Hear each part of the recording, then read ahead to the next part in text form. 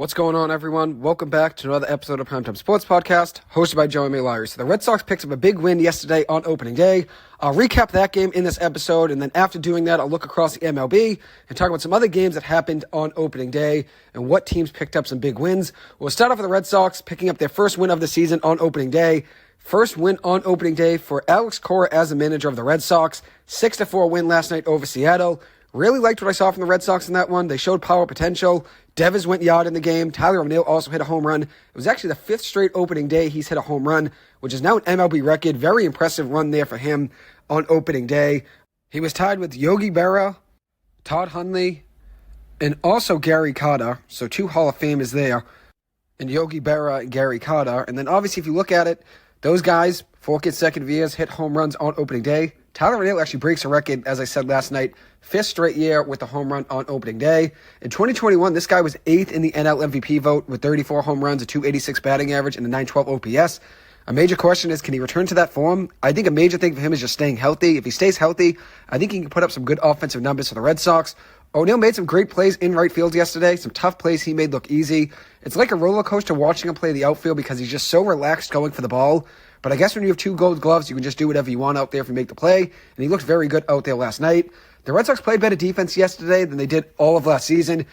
Crisp defense from Trevor Story. He looks great. Obviously a big addition to have him back into the lineup.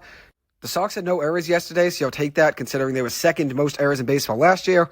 Any game with no errors is a win for them. And then the offense came alive with 11 hits yesterday and runs in every inning from the 3rd inning to the 6th inning. So impressive stretch of 4 innings there, scoring a run in every one of those. Jarren Duran showcased his speed last night, getting a single and then stealing second base.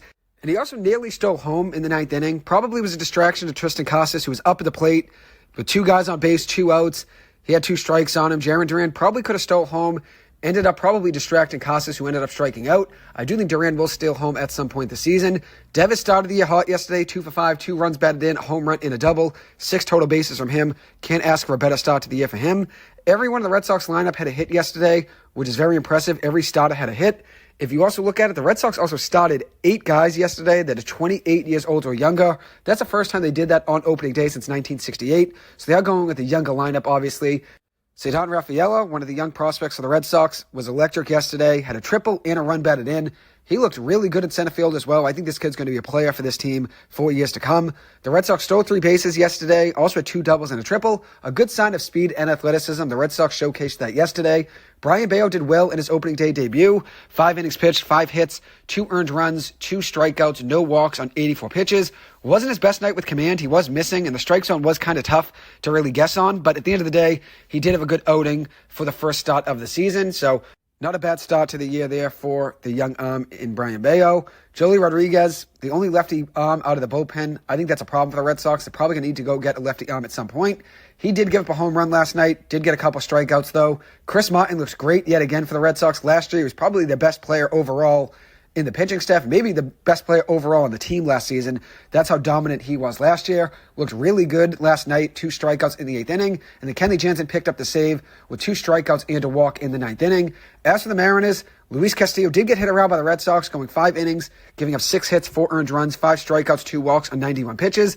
A good pitcher, in my opinion. I think he's a little bit overrated, though. Has good stuff, but not really a top 10 pitcher, in my opinion, like a lot of people see him. Nick Pivetta will be on the mound for the Red Sox tonight. Had a great second half of last season between the bullpen and the starting rotation. I'm hoping he starts off this year hot as well. I do like Pivetta a lot. I think he can be a good piece of the Red Sox. He's going to be the number 2 starter in the rotation to start the year. I think he's probably more of a number 3 or a number 4 in most rotations, but he will be our number 2, rooting for him to have a good game tonight. If you look at his numbers from last season, in the first half of the year, 5-5 record, making 8 starts over 22 games with a 4.83 ERA and a 1.29 whip. In the second half of the season, 16 appearances, making 8 starts, 5-4 record, so a better record, obviously. And then also a better ERA, just a 3.3 ERA in his last 16 games last season. All of those coming in the second half with a .964 whip. Also added 5.37 strikeouts per walk. Did a lot better not walking guys in the second half of last season. 102 strikeouts over 73 innings in the second half of last season. As a starter last season in 16 games, had a 4.66 ERA. Out of the bullpen, though, 3.07 ERA and 22 appearances out of the pen, 78 strikeouts in 55 innings. I think he can be a valuable piece in the rotation for the Red Sox. As I said, I think he's more probably number 3 or 4 in most rotations, but for the Red Sox, he will be their number 2 to start the year. 12.6 strikeouts per 9 innings as a reliever last year, 10.9 as a starter last season. But once he gets his breaking ball going, he can be dangerous. Hoping that's the case for tonight for the Red Sox. And maybe I'm getting a little bit ahead of myself. I know it's just one game. It's just opening day. But I was high on the Red Sox coming into the season. I was done with all the negativity and everyone bashing them, whether it be on the radio, TV, social media. I just feel like everyone was bashing them because it was a trendy thing to do. I know they didn't really do too much in the offseason. That's obviously upsetting from a fan's perspective. But I thought they had some talent coming into the season. I thought they'd surprise some people. And I know it's just one game last night. But the Red Sox do have a favorable schedule in April. And this could all just be wishful thinking. I could be wrong. I know it's just one game last night. But I'm going to forecast the next month for the Red Sox. So I'm going to forecast the last few games against Seattle and then the whole month of April. So they have 3 more games against Seattle. Let's say they go 2-1 in the next 3 to finish the series 3-1. I think 2-2 would be great as well. So either 3-1 or 2-2, I'd be happy with either one. I feel like it's all about just winning series in the game of baseball. So if it's a 3-game series, taking 2 of 3. If it's a 4-game series, I don't mind a split in a 4-game set, especially against a good team like Seattle. So if the Red Sox go 2-2 in this 4-game stretch, I'd be happy. Then 3 at Oakland. You need to take all 3. Then 3 at Anaheim. Let's say you take 2 of 3 there. The Red Sox would be at around 7-3 in the first 10 games of the season. Then they have 3 at home versus Baltimore, which will be tough. I think if you take 1 win there, that would be good. 2 would be unreal if you can beat Baltimore twice. Anaheim then is coming to Fenway, so then you'd have the Angels for 3 games at Fenway right after that. Let's say you take 2 of 3 there, and then you have 4 games at home at Fenway Park versus Cleveland. I think Cleveland's going to struggle this year. I know they won yesterday and put up a lot of runs, won that game 8-0. But it was over Oakland. I do think Cleveland is going to struggle this season. So let's say the Red Sox take 3 or 4 against them. And then they go on the road to Pittsburgh for 3 games. I think Pittsburgh's going to be better this season than they were last year. I think they'll be right around 500. So not in the playoff race essentially, but just maybe 3, 4, 5 games out. I think you take 2 of 3 against Pittsburgh. I think that'd be huge to win the series there on the road. Then they go to Cleveland for 3 games, take 2 of 3 yet again. And then the Red Sox will be home for 3 games versus Chicago. And that's the Chicago Cubs. The Cubs, I think, are going to be good this year. If you take 1 of 3 or 2 of 3, I'd be happy. At least 1 of 3, though. You may lose the series, though, at some point in April. So this is all optimism at the end of the day. I have the Red Sox winning every series, it seems like, in the whole month of April. And then on the 30th, the Red Sox will play the San Francisco Giants for the first game of a 3-game set. Only one of those games falls in April, and I'm just predicting the Red Sox April record right now. So let's say they lose that game to the Giants. So if all goes well in a best-case scenario, I know there's a lot of optimism here on this with this prediction. If the Red Sox can find a way to go 2-2 versus Seattle this series, and then beat Oakland all 3 games, take 2 of 3 from the Angels, and then they're 7-3 for the first 10-game road trip, which would be great. Then come home to Boston, play the Baltimore Orioles for a 3-game set. If you take 2 of 3 there, that would be unreal, but I'm just expecting them to take 1 game. So let's say 8-5 after the Baltimore series. And by the end of the month of April, I think the Red Sox in the first 30 games of the season could be 18-12. Obviously, that would be wishful thinking at the end of the day. If they go 18-12, that would exceed a lot of people's expectations. Not many people had high expectations of the Red Sox this season. I know I did. I was higher on the Red Sox than most. I felt like they could surprise some people this season, especially scoring runs. I thought scoring runs would be something that they could do this year. I just think at the end of the day, pitching might have been a worry, and I understand that. The Red Sox really didn't have an ace coming into the season. But I do think they have guys that will step up, like Tanner Houck, and I think Cutter Crawford is going to be great this season. So if all goes well, and I know this is a lot of optimism at the end of the day, I could be completely wrong about this, but I do think the Red Sox schedule in April is favorable. I think they could start out the season very hot and go 18-12. That would definitely silence some of the haters and put the Red Sox on everybody's radar. At the end of the day, just 1 month of the season, having a hot start doesn't necessarily mean you're going to make the playoffs or win the World Series. I know that it's a long season, 162 games for a reason. They still have another 161 after last night. So at the end of the day, it's going to be a long stretch. It's a marathon for a reason, but I am optimistic about this Red Sox team. Across the league yesterday, the Diamondbacks destroyed the Rockies 16-1.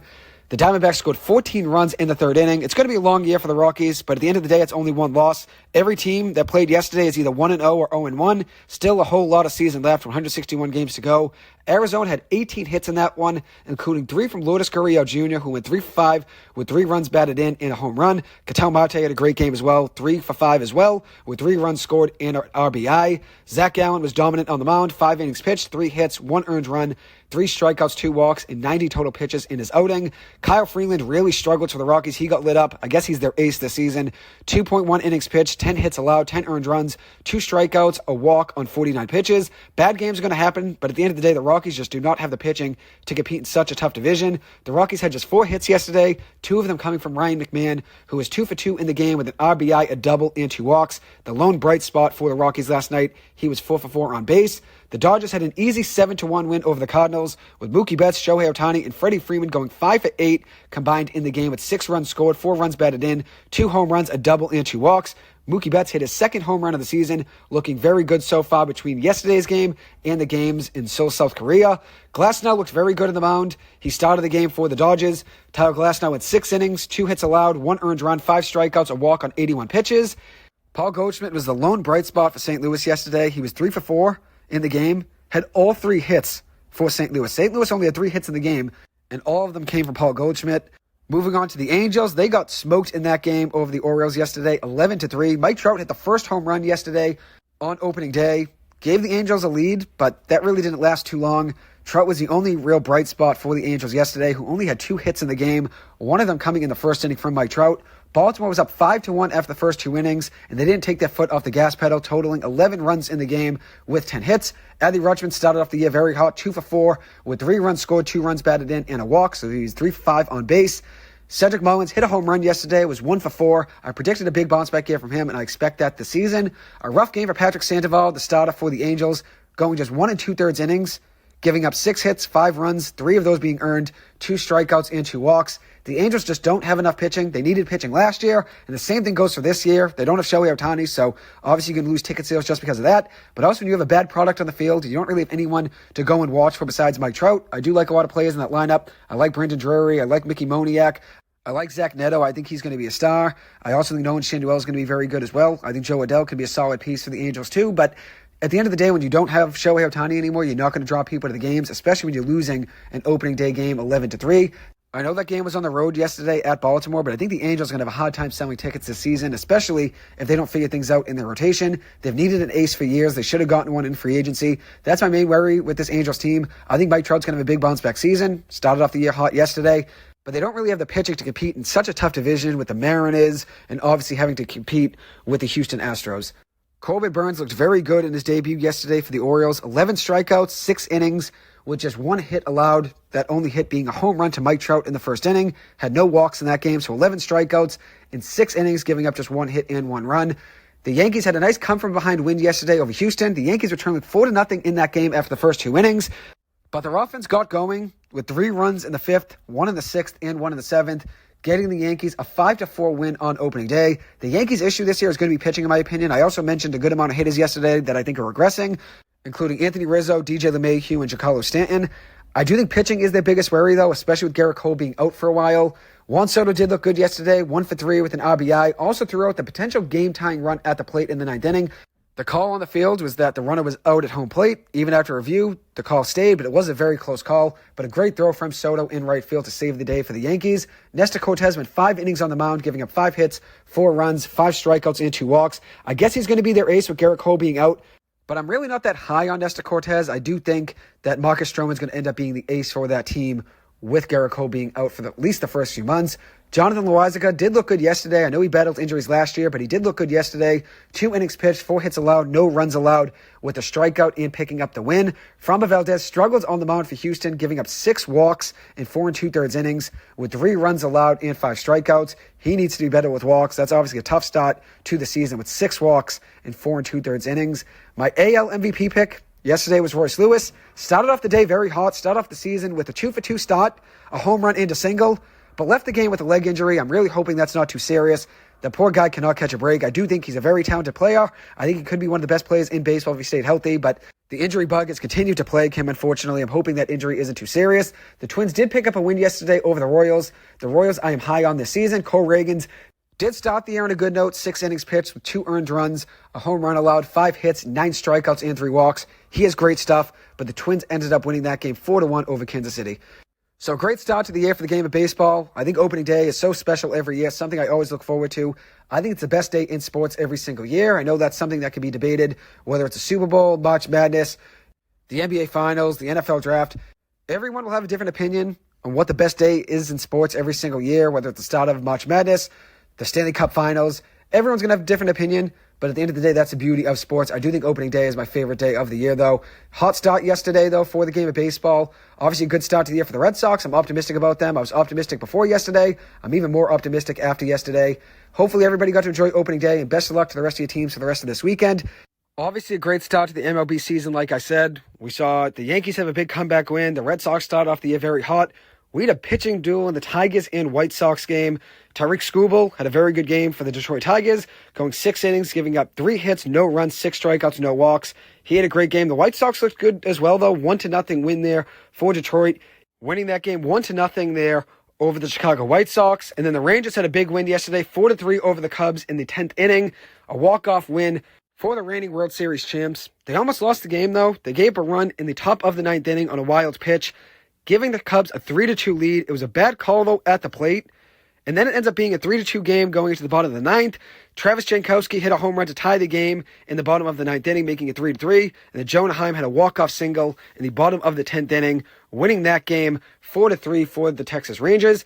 But a great day overall for the game of baseball. We saw a 6-5 win for the Pirates in extra innings over the Marlins. Also saw a home run from O'Neal Cruz, hoping he has a great year. An 8-2 win for the Reds over the Nationals. The Padres had a win 6-4 over the San Francisco Giants. And then one other game I'll mention, the Blue Jays picking up an 8-2 win over the Tampa Bay Rays. Before I close the episode, I just want to say one other thing that I noticed. I was looking at Tyler O'Neal's numbers from 2021. As I said, finished 8th in the NL MVP vote. Rafael Devers, the highest he's ever placed in the AL MVP vote, is 11th, back in 2021 as well. And I'm not saying O'Neal's a better player than Devers. That's not the case. Devers is obviously the better player. But I think it's pretty fascinating that Tyler O'Neill is ranked higher in an MVP vote than Rafael Devers. Pretty crazy. But at the end of the day, obviously Devers is the better player, but obviously a good start to the year for Tyler O'Neill. If he can have half of those numbers he had back in 2021, let's say he hits 20 home runs with a 286 batting average like he had back then, let's say he hits 20 home runs rather than 34, that would be a good year for the Red Sox. He's probably not going to be an everyday outfielder. We'll see. Willie Abreu probably will be switching in and out of the lineup with them. And then even when Rob Refsnyder gets back as well, he's probably not going to get an everyday role for the Red Sox. I think Refsnyder will probably get some at-bats as well. But O'Neal did have a good start to the year. Hopefully the momentum keeps rolling for the Red Sox. Anyways, that'll wrap up this episode. Thank you guys so much for taking the time to listen to this. As always, I appreciate it. I hope you guys have a good one, and I'll see you guys in the next episode. Thank you.